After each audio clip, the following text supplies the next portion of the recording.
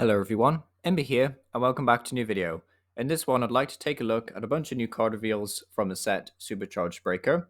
And the first one we can take a look at here is this Palossand DX, which is a 208 HP Psychic Stage 1 Terra type, which is quite cool. I do love Palossand. However, this card is a bit subpar. Sand Tomb only does 160, and defending Pokemon can't retreat during your opponent's next turn, which is it can be okay sometimes, but at the end of the day, it's a lot of energy for what it is, really. And then this attack name, which I'm just going to say is Barty Jail, for a water psychic fighting, says put damage counters on each of your opponent's bench Pokemon until its remaining HP is 100. So, quite a nice effect. You can definitely whittle down some very tanky Pokemon like Charizard and I guess Pidgeot, stuff like that. Basically, just two prizers that you want to shimmy down to 100 HP. Then, of course, you can try and combo this with some sort of spread attacker. What spread attacker that would be, I have no clue because this entry cost is very strange. I guess maybe Radiant Greninja and I guess, well, like Lost Zone perhaps, like Sableye Greninja and stuff like that. But aside from that, I honestly don't think this card is that impressive. It's quite funny though. I think there will be some very fun games and some very cool highlight reels to be had from this deck. But aside from that, I do think it's a bit too much work, really, for a Terra Pokemon EX. I know these attack costs are supposed to be like ridiculous, but I think this is maybe a wee bit of a step too far for Palossand, sadly, which is a shame because I would love to see a competitive Palossand. But yeah, unless we see a major buff for this card, I don't think this will be seeing too much play. But then we also have this Alolan Dugtrio to look at, which is kind of cool. I do like the fact that we're seeing regional variants again in the TCG. Hopefully that means we'll see, some regional variants from what's it called? Soul and Shield, the Soul and Shield regional variants. Hopefully we see more of them. Hopefully we see some like Ultra Beast and such. But yeah, this Alolan Dugtrio, sadly nothing too impressive, but quite a fun budget deck. Maybe something for GLC. Triple bingo for no energy does 120 damage, which is quite nice, but if you do not have exactly 3 cards in your hand, this attack does nothing. The effect is whatever, that's easy enough to do every turn, but like the 120 isn't really enough damage in this day and age. So hopefully we see like a proper damage buff for this guy, like some kind of muscle band maybe at the very least, because 120 is a bit painful, when you've got 330 HP tanks roaming around. So yeah, would like to see some kind of dom damage modifiers to help Dugtrio out here. But aside from that, looks like a lot of fun. And I mean, just look at this artwork. He's having a great time. But aside from that, yeah, nothing too crazy. And 50 HP Diglett is kind of cute. But yeah, it's a lovely card. Would like to pick one of these up. But yeah, 120 damage just isn't it really. We've also got this Eternatus and Pecharunt. Pecharunt's not really that interesting because it's already been released as a promo card. So if you really, really wanted this card, for GLC or whatever, then you could pick it up already. But it's quite a fun card. Nice effect, and it's yeah, I mean, it's kind of like that. It's whatever at the end of the day.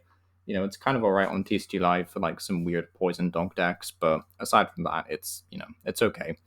We've also got this Eternatus, which is actually quite cool because I believe this is the only single prize Eternatus in the TCG, if you don't include the Radiant one. So finally, an Eternatus for GLC, yay. But also not terrible in standard, actually. Dynablast 10 damage, and if your opponent's active is an EX, this attack does 80 more. So you can kind of just poke them for 90 for 1 Dark Energy. Quite nice. It definitely reminds me of the Hoopa that could do 90 if it moved from the bench to the active. So we might see something similar, like a Luminous Energy Radiant Charizard style deck again. Maybe with this card, it's not massively tanky, but 150 is better than out, and Dynablast can still poke. So I know we just said 120 wasn't great, but 90 is still a nice poke for 1 energy, and it's a basic. So Also, World's End for a Fire Double Dark Energy does 230, which is quite a lot of damage actually. But you have to discard a Pokemon, not a Pokemon, a Stadium in play. And if you can't, this attack does nothing. So you will need the Stadiums, of course, but 230 is a lot. You can pay for this using stuff like Mirage Gate and Lost Zone, of course. So like a Charizard Radiant Zard deck would love this. But aside from that, nothing too crazy. I guess maybe in GLC it's alright. But you will definitely need some things like Crispin, I guess. Not the Crystal, that only works on Terra Pokemon. I'm trying to think of like other ways to accelerate energy to this. Maybe Janine can accelerate Dark Energy, so like that's an option. But yeah, I do think Dynablast is at least worth considering in this format. But It's a nice, relatively tanky, playable card. It's like aggressively okay, I would say. It's a bit better than Pecharunt for sure. So yeah, we'll be definitely keeping an eye on this Eternatus. And we also have a Iron Bundle and Flutter main. This Iron Bundle has the attack Gust Collision. For double water and a colorless, does 200 damage, but 50 less for each colorless in your opponent's active Pokemon's retreat cost, which is, yeah, it's very bad. It just means if they have a retreat cost of 2, you're only doing 100 at that point. It's terrible. So yeah, very, very, very not impressive with this card. You could buff this out with like Spide Ops and things, but at the end of the day, it's definitely going to be more of a meme style card, which is a shame. It will be fun to at least try out and experiment with, but aside from that, nothing too crazy. We've also got this Flutter main, which is, I would say, a bit better. Still not as good as the current Flutter main in Standard, but has the attack Bewildering Transfer for a double colorless. Says move all damage counters from one of your benched ancient Pokemon to your opponent's active Pokemon, and then Moonblast is just kind of forgettable. But yeah, Bewildering Transfer is kind of fun because you can just make Raging Bolt very, very tanky, and then effectively takes a hit, and then you switch out, and then Flutter main takes a KO.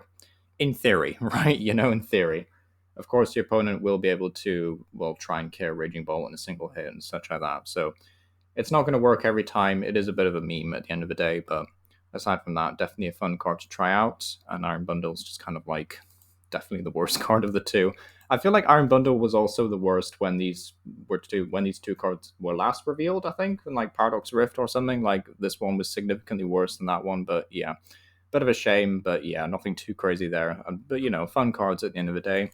Eternatus, I would say, is probably my favorite card out of these reveals. Like it just seems like a lot of fun to mess around with. Dugtrio definitely seems pretty cool. I mean, the art rare definitely gives it points, so might be trying that as a budget deck if it gets any damage modifiers, because 120 is, it's shambles in this day and age. And Palossand just seems like a bit of a meme, but if you got any ideas for Palossand, by the way, do let me know, because I love Palossand, but this card, it's not really doing it. This energy cost is ridiculous, but at least we can use a tool card right in Crispin, but yeah, aside from that, it's really nothing crazy. But yeah, let me know what you think down below. It's been Power, and yeah, thank you for watching.